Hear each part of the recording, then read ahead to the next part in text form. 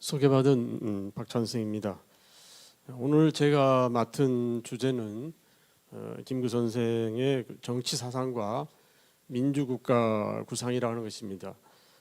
큰 주제는 이제 민주국가론이었는데 제가 조금 더 구체적으로 이렇게 제목을 붙였습니다. 오늘 제 발표는 크게 세 단락으로 이렇게 진행이 되겠습니다. 우선 김구 선생이 임시정부에 참여했던 시기의 민주공화제론, 그리고 또 삼军주의를 수용했던 1930년대의 신민주 국가론, 그리고 해방 이후에 자유주의와 공화주의 그리고 민주주의를 제창했던 그런 국가론에 대해서 차례대로 말씀을 드릴까 합니다. 자, 그럼 머릿말부터 좀 약간 띄어가면서 읽어보도록 하겠습니다. 오늘 제 발표는 김구 선생의 민주국가론을 정리하고 그 사상적인 성격을 살펴보려는 것입니다. 이 민주국가론은 결국은 정치 사상과 관련되는 것이기 때문에 먼저 정치 사상을 검토할 필요가 있겠습니다.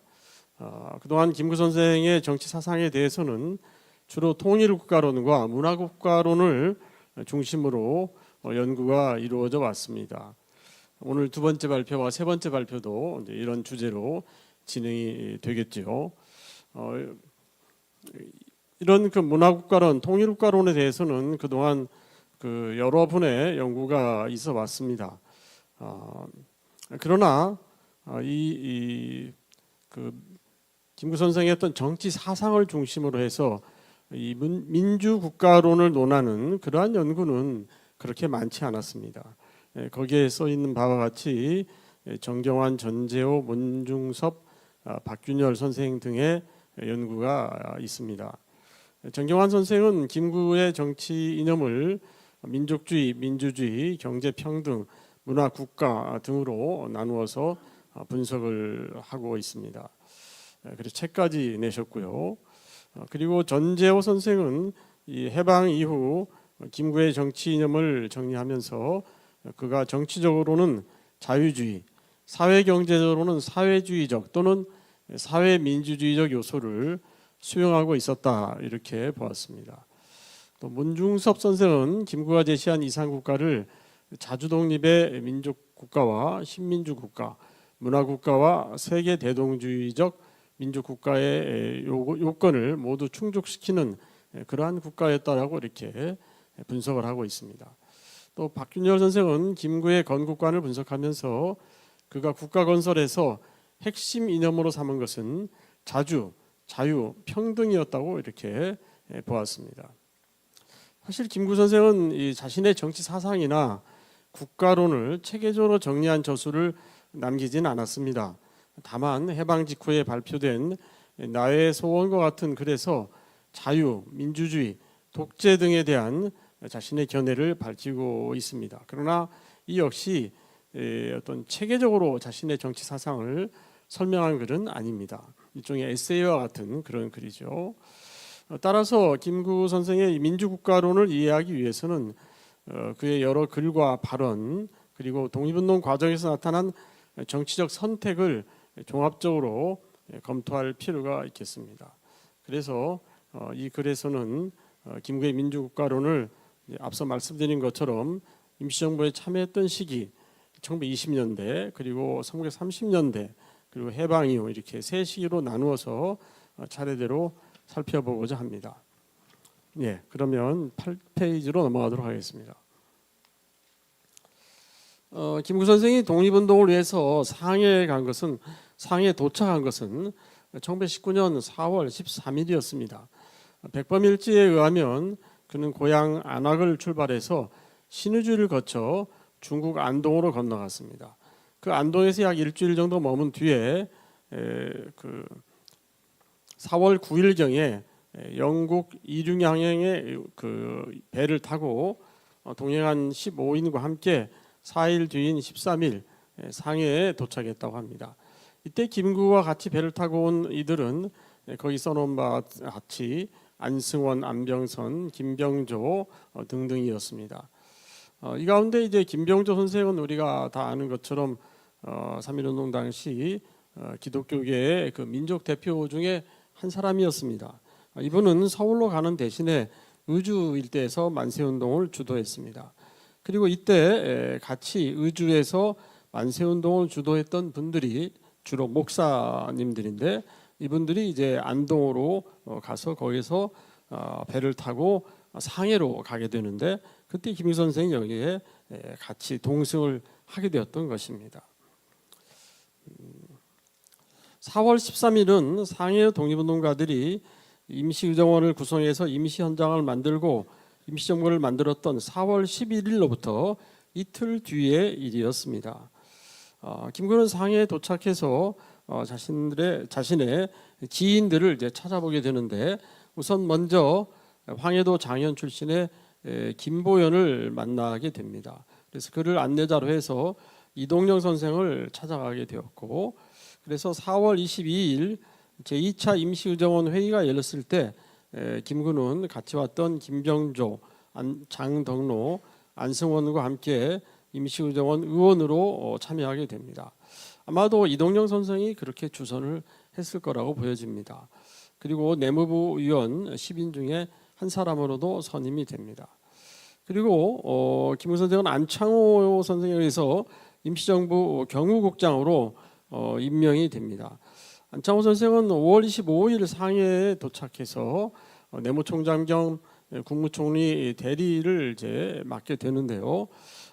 김구를 이제 그 경무국장으로 임명을 했고, 이 시무를 시작한 것은 8월 12일이었다고 합니다. 이때부터 약 4년간 김구는 이 경무국장으로 이제 재임하면서 그 아래 보시면 임시정부를 정탐하는 밀정의 활동을 맡고, 독립운동가 중에서 일제 투항하는 자가 있는지 없는지 이런 걸 감시하는 일을 주로 맡았습니다. 이것은 바로 임시정부를 호위하는 일이었다고 하겠습니다. 다음 페이지로 넘어가도록 하겠습니다. 10페이지입니다. 아시다시피 1919년 4월 11일 임시의정원이 만든 대한민국 임시헌장은 제1조에서 대한민국은 민주공화제로 함이라고 이렇게 선언했습니다. 이것은 대한민국은 전제군주국이나 입헌군주국이 아닌 민주공화국 체제를 선택한다라고 하는 걸 선언한 것이라고 하겠습니다. 또 제2조에서는 대한민국은 임시정부가 임시의정원의 결의에 의하여 이를 통치한다 이렇게 선언하고 있는데, 이것은 곧 의회민주주의, 즉 대의민주주의를 채택한다는 것을 말하고, 또 임시의정원이 임시정부의 내각보다 우위에 선다라고 하는 것을 말하고 있습니다. 또 제3조에서는 대한민국의 인민은 신분이나 계급이 없이 모두 평등하다라고 하는 것을 천명하고 있습니다. 그리고 제4조에서는 대한민국의 인민은 종교, 언론, 저작, 출판, 집회, 통신, 주거 이전, 신체, 소유의 자유를 향유한다고 이렇게 선언하고 있습니다. 이것은 인민의 기본권을 선언한 것인데, 미국의 독립전쟁 시에 나왔던 버지니아 권리장전, 미국 수정헌법, 프랑스의 인간과 시민의 권리선언 등에서 천명되어 온 모든 인간은 본래 자유롭고 독립적이며 일정한 천부적 권리를 가진다는 것, 그리고 모든 인간은 종교, 언론, 집회, 통신 비밀의 자유, 재산권 등을 갖는다고 하는 것을 계승한 것이라고 할 수 있습니다. 즉 개인의 자유, 사유재산권, 인권 등은 근대 자유주의의 핵심적 가치라고 이렇게 할 수 있는데, 임시정부는 바로 이러한 자유주의를 계승한다라고 하는 것을 천명한 것이라고 하겠습니다. 제5조에서는 대한민국의 인민으로 공민 자격이 있는 자는 선거권 및 피선거권을 가진다라고 이렇게 선언했습니다. 이것은 주권이 국민, 구체적으로는 공민이라고 표현했는데 공민에게 있음을 선언한 것입니다. 따라서 군주제를 확실히 청산한다는 것을 표방한 것입니다. 한국인이 이제 신민이 아니라 신하되는 백성이 아니라 이제는 국민, 시민으로서 재탄생한 것이라고 하겠습니다. 다음 11쪽으로 가겠습니다. 그리고 제6조에서는 대한민국의 인민은 교육과 납세, 병역의 의무를 진다고 선언했습니다.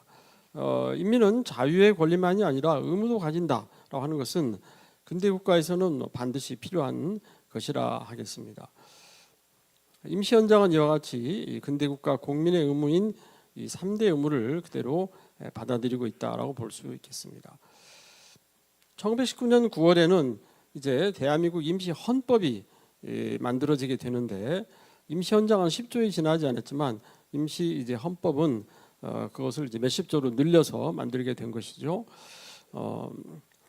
헌법을 보면 제2조에서 대한민국의 주권은 대한인민 전체에 있다라고 이렇게 해서 국민 주권론을 확인하고 있습니다.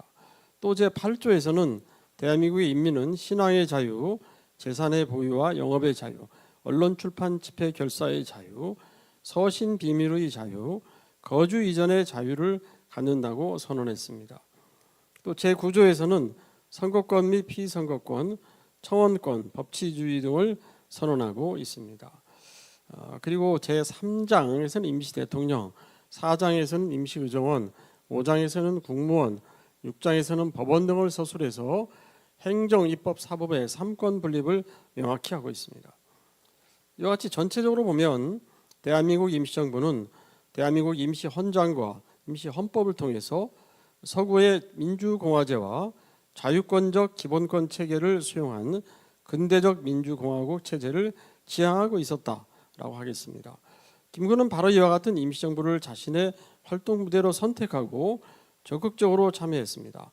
따라서 이 시기에 김구는 대한민국 임시정부의 민주공화제 또 자유주의에 기초한 민주주의에 공감하고 있었다라고 볼 수 있겠습니다. 시기적으로 약간 뒤의 것이지만 김구와 김원봉이 양파의 통합을 위해서 1930년대입니다. 통합을 위한 회합에서 발표한 이 동지 동포 제군에게 보내는 공개 통신이라고 하는 글에서도 거기에 보면 이제 여러 정치적 강령이 있는데 그 두 번째 강령에서 민주공화제를 건설한다라고 이렇게 선언하고 있고, 여덟 번째 강령에서 국민은 언론, 출판, 집회, 결사, 신앙의 자유를 향유한다 이렇게 선언하고 있습니다. 그러니까 여기에서는 처음으로 김구가 자기의 글로서 이제 그 임정의 그 여러 체제를 그대로 이제 계승한다라는 것을 표방하고 있습니다. 즉 임정의 자유주의에 기초한 민주공화제를 수용해서 자신의 이념으로 만들었음을 보여주고 있는 것입니다. 또 1920년대 김구 정치 사상의 성격은 백범일지 학원에서도 나타납니다.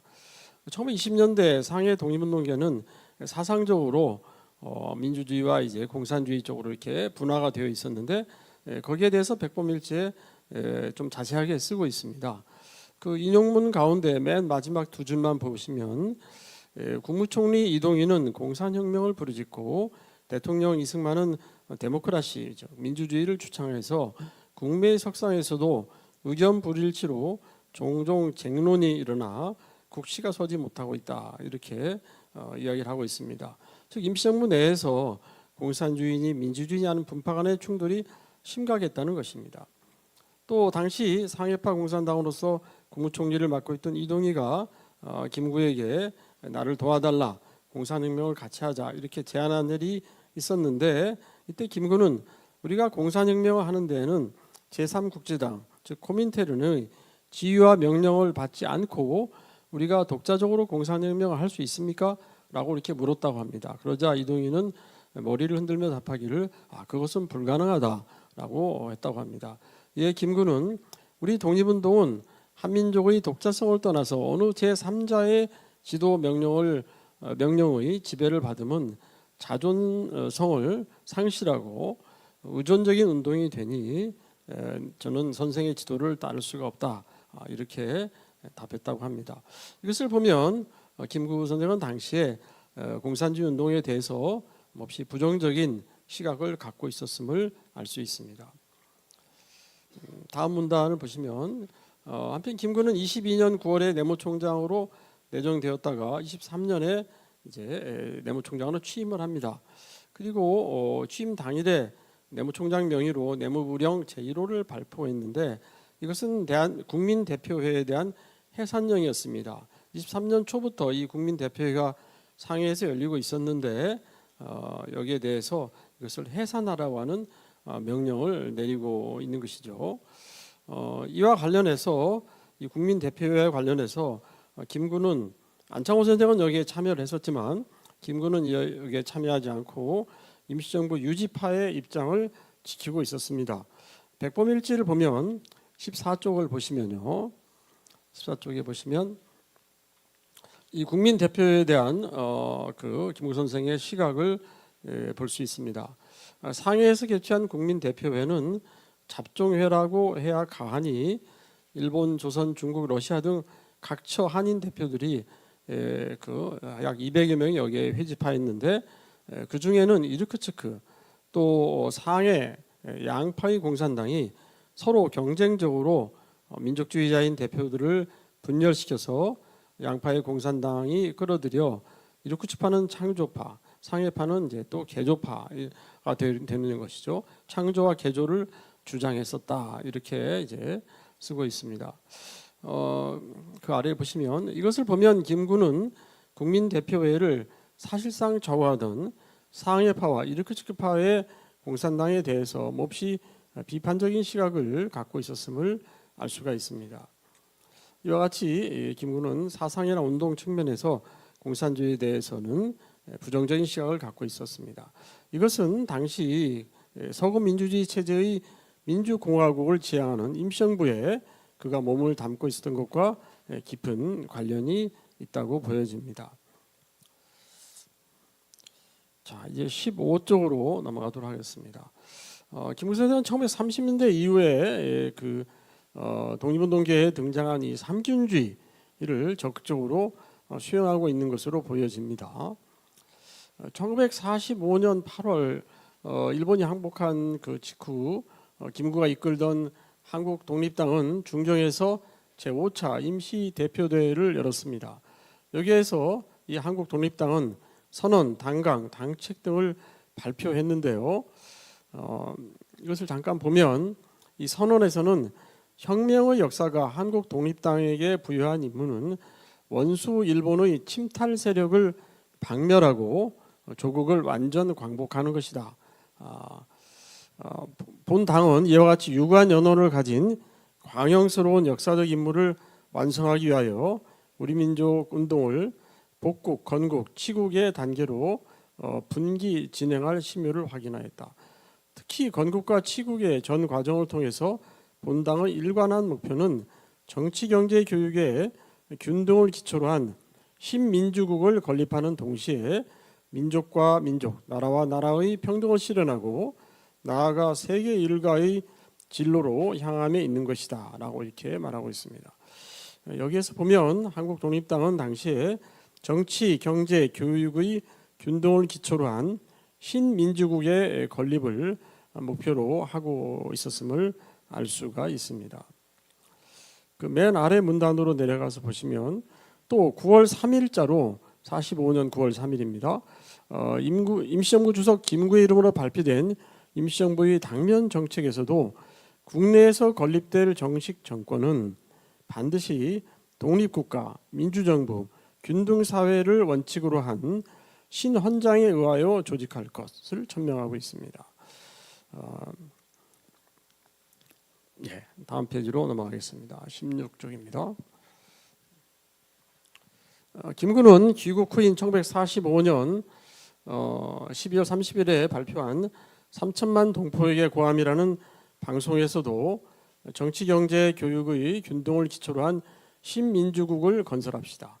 국민 각계의 균등한 생활을 확보하지 못하면 신민주국을 건설할 수는 없습니다. 그러므로 우리는 가장 진보된 민주주의를 실현하기 위하여 정치, 경제, 교육의 균등을 주장합시다. 정치의 균등을 확보하기 위해서는 보통선거제를 실시하지 아니하면 안 됩니다. 그러나 모 일부분, 모 일계급의 독재는 반대합니다. 경제의 균등을 확보하기 위하여는 토지와 대생산기관을 국유로 하지 않으면 안 됩니다.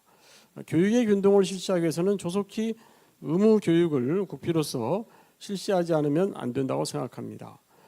이렇게 김구 선생은 계속해서 삼균주의에 기초한 신민주국의 건설을 제창하고 있습니다. 그렇다면 삼균주의란 무엇인가? 뭐 다 아시는 내용이겠습니다만은 1930년 한국 독립당이 창당될 때 이 삼균주의가 처음 등장합니다. 여기에서 정치, 경제, 교육의 균등을 기초로 한 새로운 민주국가를 건설한다는 목표를 당시 한국독립당은 그 당의를 통해서 내걸었습니다. 또 당 강에서는 보통선거제의 실시라든가 토지와 대생산기관의 국유화라든가 하는 것들을 제창하고 있습니다. 그 이후에 이제 한국독립당이 그 여러 그 우여곡절을 거치면서 분열을 하기도 하고 다시 또 통합을 하기도 합니다. 17쪽과 18쪽은 주로 그런 내용들을 정리를 한 것인데요. 그러나 이와 같이 이 한국독립당이 분열을 해서 당시 재건 한국독립당과 한국국민당으로 나뉘어지고 또 이것이 다시 중정해서 합쳐지고 하는 그러한 과정을 거치는데 어쨌든 계속해서 한국독립당은 이와 같은 삼균주의를 당의 그 중심 이념으로 삼고 있었고 당시 이러한 그 한국독립당이 이제 우여곡절을 거치는 과정에서 김구가 이제 한국독립당의 그 중심 인물로 주석으로 등장하게 되는데 김구는 역시 마찬가지와 같은 삼균주의를 수용해서 자신의 정치 이념으로 만들어가고 있었다라고 생각됩니다. 18쪽 맨 그 아래 문단부터 보겠습니다. 원래 이 삼균주의를 처음 제창한 것은 조수왕 선생인데 조수왕 선생은 그럼 왜 삼균주의를 제창했을까? 그리고 무엇을 주장하고 있었을까 하는 것을 한번 생각해 보겠습니다. 조수왕의 삼균주의는 자본주의도 공산주의도 아닌 제3의 체제를 지향하는 것이었다라고 하겠습니다. 김구 선생은 이와 같은 삼균주의를 적극적으로 수용을 했는데 그것은 내부적으로는 독립운동 진영의 좌우 대립 상황에서 공산주의에 대응할 이념이 필요했다는 점, 그리고 외부적으로는 세계 대공황 이후 자본주의 사회의 문제가 심화되면서 자본주의에 대한 비판이 대두하고 있었다는 점이 작용한 것으로 그렇게 보여집니다. 19쪽 아래서 두 번째 문단입니다. 김구 주석이 이끄는 임시정부는 41년 11월에는 국무회의 결의로서 대한민국 건국 강령을 공포를 하게 됩니다. 이것을 공포한 그 이유는 민족의 정치 의식을 무언가에 집중할 필요가 있고 또 민족 정기와 혁명 공리를 통일할 필요가 있고 또 일관 불변하는 정치 경제 원칙을 뚜렷하게 세울 필요가 있고 또 임시정부 최고의 임무 즉 삼균주의를 전후에 완성하기 위해서 이와 같은 건국 강령이 필요했다고 합니다. 그래서 이 건국 강령에서 역시 마찬가지로 삼균주의를 또 제창을 하고 있습니다. 20쪽 두 번째 문단부터 보겠습니다. 이와 같이 삼균주의는 임시정부와 이를 뒷받침하는 민족주의 계열의 건국 이념으로 점차 승화되어 가고 있었습니다. 자, 그렇다면 삼균주의와 공산주의는 무엇이 다른가? 이에 대해서 조수왕 선생은 1931년에 쓴 글에서 독립운동 시기 한국독립당과 조선공산당의 노선 차이에 대해 설명하고 있습니다. 우선 한국독립당은 피압방 민족의 연합을 통한 제국주의의 타도를 주장하는 반면에 조선공산당은 무산계급의 단결을 통한 자본주의 국가의 타도를 주장하고 있으며 전자는 민족투쟁, 후자는 계급투쟁을 주장하고 있다고 지적합니다. 또 국가건설 시기에는 전자는 입헌공화제, 후자는 노농계급 독재를 지향하게 될 것이라고 보고 있습니다. 그래서 입헌공화제란 바로 민주공화제와 같은 말이라고 볼 수 있겠는데 따라서 삼균주의는 정치적으로는 보통선거제에 기초한 민주공화제를 지향한다고 할 수 있습니다. 당시 조수왕 선생이나 김구 선생은 공산주의는 이 노농계급 독재를 지향하는 것이기 때문에 자신들로서는 받아들일 수 없다고 그렇게 생각하고 있었던 것으로 보여지고 대신 경제적으로는 토지와 대생산기관의 국유화, 사회적으로는 의무교육 등 삼균주의 정책을 통해서 공산주의에 맞선다는 생각을 하고 있었던 것으로 보여집니다. 김구나 중경한국독립당 임시정부는 항상 정치, 경제, 교육의 균등을 기초로 한 신민주국을 내세웠는데 여기서 그냥 민주국이 아니라 굳이 신민주국이라고 표현하고 있습니다. 해방 직후에 김구선은 누차 신민주국가, 신민주국이라고 하는 단어를 쓰고 계신데, 자, 이에 대해 소소항은 신민주국을 이제 뉴 데모크라시라고 이렇게 이야기합니다. 여기서 신민주라고 하는 것은 민중을 우롱하는 자본주의 데모크라시도 아니고 무상계급 독재를 표방하는 사회주의 데모크라시도 아니다. 더 말할 것도 없이 범한민족을 기반으로 하고 범한국 국민을 단위로 한 전민적 데모크라시다라고 이렇게 설명하고 있습니다. 자본주의도 아니고 공산주의도 아닌 제3의 체제를 지향하는 민주주의 국가를 말하는 것이었다라고 그렇게 생각이 됩니다. 네, 그러면 이제 마지막 장으로 가겠습니다. 22쪽에 해방 이후에 이제 김구 선생의 생각의 어떤 변화라고 할까요? 이런 것을 좀 말씀드리도록 하겠습니다. 앞서 본 것처럼 1920년대부터 김구 선생은 공산주의 운동에 대해서는 비판적 시각을 갖고 있었고 이것은 해방 이후에도 그대로 이어집니다. 두 번째 문단에 보시면 미소공의가 좌절된 뒤인 47년 8월에 김구가 이끄는 한국독립당이 담화를 발표했는데 그걸 보면 한국 문제는 한인 자신이 해결하도록 자율적 통일 과도정부 수립권을 대한민국 국민의회 승인 원조할 것, 또 대한민국의 건국 강령인 삼균주의를 실천케 하여 균등사회를 건설케 하여 공산사회 이상의 자유와 만민 공생의 실제 행복을 체득하고 국민이 공산주의에 미련을 두지 않도록 할 것, 이런 것을 이제 표방을 하고 있습니다. 이와 같이 김구 선생은 공산주의에 대해서 매우 비판적이었는데 그 이유는 나의 소원이라는 글에 잘 설명이 되고 있습니다. 22쪽 제일 아래에 보시면 두 번째 줄에 김구는 나의 정치님은 한마디로 말하면 자유다. 우리가 세운 나라는 자유의 나라여야 한다라고 이렇게 쓰고 있습니다. 그러면서 자유에 대해서 상당히 상세하게 설명을 하고 있죠. 인용문 바로 아래에 보시면 그는 개인의 자유에는 어느 정도 법에 의한 제한이 있을 수밖에 없다고 봅니다. 그러니까 개인의 자유는 물론 중요하지만 그러나 또 그 자유에는 제한이 있을 수밖에 없다라고 이렇게 말하고 있습니다. 이것은 이제 어떻게 보면 전형적인 근대적 자유주의 입장이라고 볼 수 있겠는데요. 여기서 그는 개인의 생활이 국가의 생활, 국가 생활, 즉 국가의 법치에 어느 정도 속박될 수밖에 없다고 말하고 있습니다. 이것은 그가 국가나 사회와 같은 공동체를 중시하고 나아가 공동선이나 시민의 덕성을 중시하기 때문으로 보이며 그런 점에서 그는 자유주의자이면서 공화주의자로서의 면모도 갖고 있었다고 보여집니다. 또 그는 법은 국민의 자유로운 의사에 만들어져야 한다라고 이렇게 말하고 있는데 이것은 민주주의 요체인 국민주권주의를 말하는 것입니다. 따라서 이 글에서 김구 선생은 자유주의자이면서 공화주의자이고 또 민주주의자임을 보여주고 있습니다. 또 그는 여기서 자유로운 국가와 독재 국가를 대비시킵니다.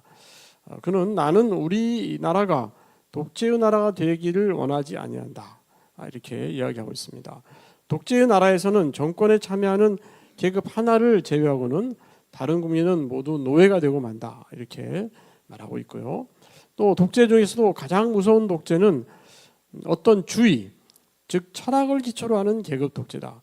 군주나 기타 개인 독재자의 독재는 그 개인만 제거되면 그만이지만 다수의 개인으로 조직된 한 계급이 독재의 주체일 때에는 이것을 제거하기는 심히 어렵다 이렇게 이야기하고 있습니다. 그래서 모든 계급 독재 중에서도 가장 무서운 것이 철학을 기초로 한 계급 독재다 이렇게 지적하고 있습니다. 여기서 그가 말하는 이 철학에 기초한 계급 독재란 당시는 바로 공산주의를 가리키는 것이었습니다. 그는 공산당이 주장하는 소련식 민주주의라는 것은 이러한 독재 정치 중에서도 가장 철저한 것이어서 독재 정치의 모든 특징을 극단적으로 발휘하고 있다 이렇게 비판하고 있습니다.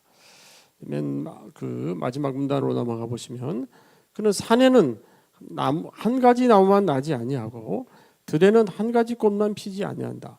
여러 가지 나무가 어울려서 위대한 살림의 아름다움을 이루고 100가지 꽃이 피어서 봄들의 풍성한 경치를 이루는 것이라고 이렇게 이야기하고 있습니다. 그 바로 위에서 보면 사실 이제 공산주의의 경우에는 그 마르크스의 학설에 대한 비판을 어문금하고 이것을 위반하는 자는 죽음의 숙청으로 대한다, 이렇게 공산주의를 비판하고 있었는데, 하지만 하나의 사상만 용인하는 것이 공산주의라고 보고, 그렇게 되어서는 그 자유의 나라가 될 수가 없고, 또 그 가장 높은 그런 문화국가를 건설할 수 없다라고 하는 그런 것을 지적하고 있습니다. 그래서 어떤 사상의 다원성, 표현의 자유, 이런 것들을 대단히 중시하고 있다, 이렇게 생각이 됩니다. 25쪽 두 번째 문단을 보시면 또 여기서 민주주의라는 말을 이제 나의 소원이라는 글에서 하고 있는데, 거기 이렇게 설명하고 있습니다. 민주주의란 국민의 의사를 알아보는 한 절차 또는 방식이요, 그 내용은 아니다. 그러니까 민주주의라는 것을 어떤 사상으로 보는 것보다는 하나의 그 절차 내지는 제도로 그렇게 보고 있는 것입니다. 즉 언론의 자유, 투표의 자유, 다수결에 대한 복종, 이 세 가지가 곧 민주주의다, 이렇게 이야기하고 있는데, 이것을 민주주의 요체라고 보고 있고, 그래서 민주주의를 사상이라기보다는 절차나 제도로 보고 있는 것입니다. 사실은 데모크라시라고 하는 말은 원래는 민주제도라고 번역되었어야 정확한 것인데, 그것이 일본에서 어떻게 잘못해서 민주주의라고 번역이 되었던 것이고, 이제 이 김구 선생은 바로 이제 그런 점을 여기서 지적하고 있다고 보여집니다. 그러니까 서양의 그 영어에서 예를 들면 이즘이라는 것은 다 주의라고 번역이 되고, 뭐 클라시라고 번역이 되는 것은, 클라시라고 하는 것은 다 이제 제도로 번역이 됐는데, 이상하게 데모크라시만 민주제도가 아니라 민주주의로 잘못 번역이 되었던 것이라고 이렇게 생각이 됩니다. 물론 오늘날에는 이제 그 민주주의 자체가 하나의 사상으로까지 이제 더 그 의미가 확장이 되었습니다만은 원래는 그런 것이었다고 생각됩니다. 하여튼 그런 부분을 좀 지적을 하고 있는 것이 아닌가, 이렇게 생각이 됩니다. 또 그는 민주주의 국가에서 국론을 움직이려면 어떤 개인이나 당파를 움직여서는 안 되고 그 나라 국민의 의견을 움직여야 된다. 왜냐하면 국민이 나라의 주권자이기 때문이다. 이렇게 이제 그 이야기하고 있는 것인데요. 이것은 바로 이제 국민 주권론이라고 그렇게 볼 수가 있겠습니다. 또 주목이 되는 것은 국민의 작은 의견은 이해관계로 결정이 되지만 큰 의견은 국민성과 신앙과 철학에 의해 결정된다, 이렇게 이야기하고 있습니다. 상당히 그 재미있는 문장인데요. 즉 민주주의 국가에서도 국민이 어떤 생각을 갖느냐 하는 것은 다양할 수 있고, 그것은 국민성과 신앙과 철학에 의해서 결정된다, 이렇게 이야기하고 있습니다. 여기서 이제 특히 주목되는 것은 국민성이라고 하는 것인데, 그는 민주주의도 공공성과 도덕성을 갖춘 시민들에 의해서 비로소 가능하다라고 이렇게 생각했던 것으로 보여집니다. 이는 그가 도덕적 국가를 이상으로 삼으면서 공동체를 중시하는 공화주의자로서의 일면을 갖고 있었음을 보여주는 것이라고 생각이 됩니다. 26쪽 두 번째 문단으로 가겠습니다. 결론적으로 그는 이렇게 말합니다. 나는 어떤 의미로든지 독재 정치를 배격한다. 나는 우리 동포를 향하여 부르짖는다. 결코 독재 정치가 아니되도록 조심하라고. 불과 몇 년 뒤에 이승만 시대의 어떤 독재 정치를 예견하고 있는 것처럼 이렇게 보여집니다. 우리 동포 각 개인이 충분한 언론 자유를 누려서 국민 전체의 의견대로 되는 정치를 하는 나라를 건설하자고. 일부 당파나 한 계급의 철학으로 다른 다수를 강제함이 없고, 또 현재의 우리들의 이론으로 우리 자손의 사상과 신앙의 자유로 속박함이 없는 나라, 천지와 같이 넓고 자유로운 나라, 그러면서도 사랑의 덕과 법의 질서가 우주 자연의 법칙과 같이 준수되는 나라가 되도록 우리나라를 건설하자고, 이렇게 이제 그는 제창하고 있습니다. 결국 그가 지향하는 나라는 어느 한 이념이나 계급 또 한 개인이 지배하는 독재 국가가 아니라 언론의 자유가 보장되고 사상과 신앙의 자유가 보장되고 사랑의 도덕과 법 질서가 준수되는 나라, 즉 다양한 사상, 신앙, 견해가 공존하는 자유로운 민주국가였던 것입니다. 이상에서 본 것처럼 이 시기 김구 선생의 정치 사상은 자유주의와 민주주의를 중심으로 하면서 공동체적 도덕성과 공공성을 중시하는 점에서 공화주의적 요소도 함께 갖고 있었다, 이렇게 생각됩니다. 마지막 결론으로 넘어가겠습니다. 28쪽입니다. 앞서 본론에서 이야기한 내용을 요약한 것입니다만은 간단히 부분 읽어보도록 하겠습니다. 위에서 본 바와 같이 김구 선생은 1920년대부터 개인의 자유를 중시하는 정치적 자유주의자의 면모를 보여줍니다.